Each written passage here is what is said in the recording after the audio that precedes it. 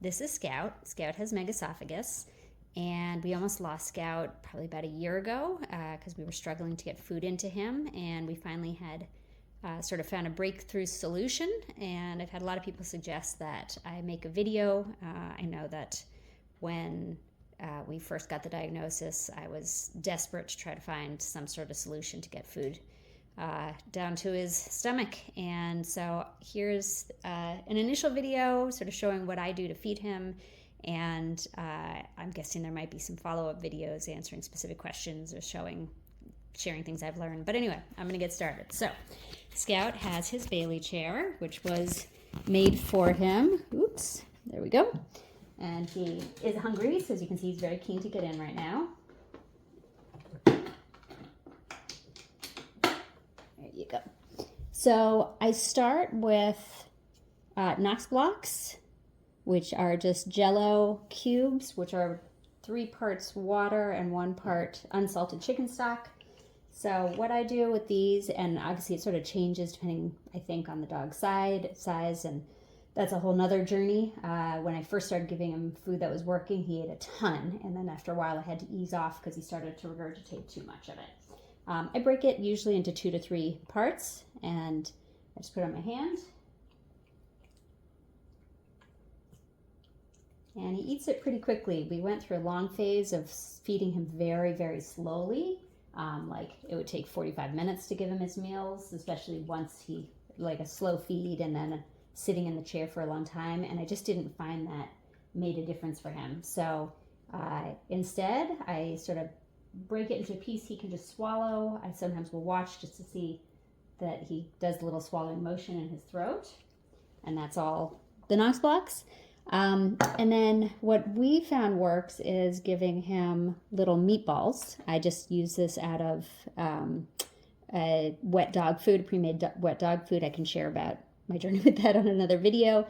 Right now, I do 9 balls per meal, and I feed him 3 times a day.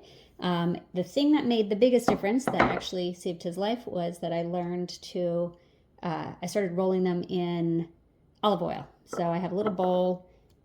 So that I don't forget, I do 3 at a time. So I do this, and I just do a quick, I don't know if that shows very well, quick swirl around and get it so they're nice and moist. And then again, I keep the bowl usually underneath just so the olive oil doesn't drip everywhere.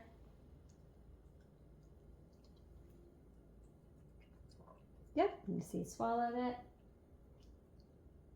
So again, we used to space these out and do a minute or 2 between each one. Sometimes he likes to lick some of the olive oil off my hand. I think some people think his coat, his fur, is particularly nice because of all the olive oil he now consumes.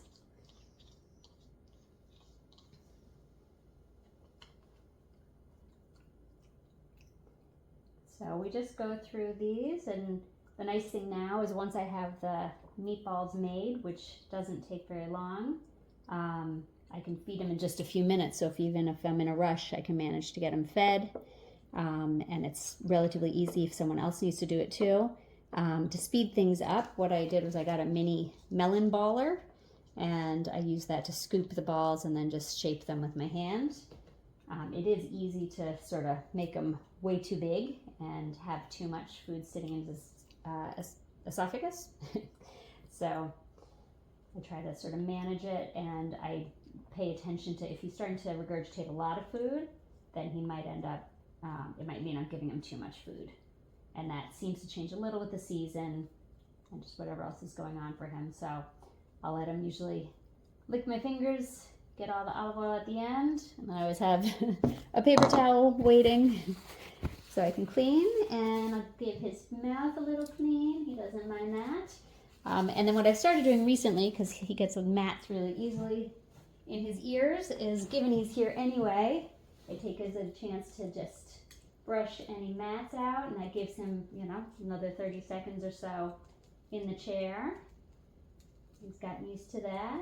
There you go, good boy. And that's it, and then I let him out, and he's done. I hope that's helpful.